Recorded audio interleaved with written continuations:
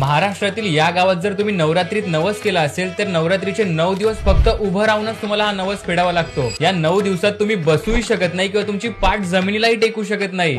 तर 10 दिवस महाराष्ट्रातील 10 अनोख्या प्रथांमध्ये आज पाहूयात पांडे गावची उभी नवरात्र। वाई तालुक्यातील पांडे गावात 350 वर्षापासून ही प्रथा पाळली जाते आणि यामध्ये नवसकरी घटस्थापनेपासून ते विजयादशमी पर्यंत उभे राहूनच हा नवस पूर्ण करतात, अशी ही परंपरा आहे। आता तुम्ही म्हणाल की मग हे लोक झोपतात कसे? तर झोपण्यासाठी गावातील मंदिरांमध्ये एक अशा प्रकारचे झोपाळे बांधलेले असतात आणि या झोपाळ्यांवर छातीच्या दिशेने झोपलं जातं आणि त्यातही तुमचा एक पाय जमिनीवर असावा लागतो। या 9 दिवसात तुम्ही पळायचं नाही, उडी मारायची नाही, दुचाकीवर किंवा बसमध्ये देखील बसायचं नाही। या 9 दिवसात गावची वेसही ओलांडायची नाही, हा इथला एक कडक नियम आहे। या अनोख्या उपवासाने मनी धरावे ते होते अशी या गावातील लोकांची धारणा आहे। तर पांडे गावची ही उभी नवरात्र तुम्हाला कशी वाटली आम्हाला कमेंट करून नक्की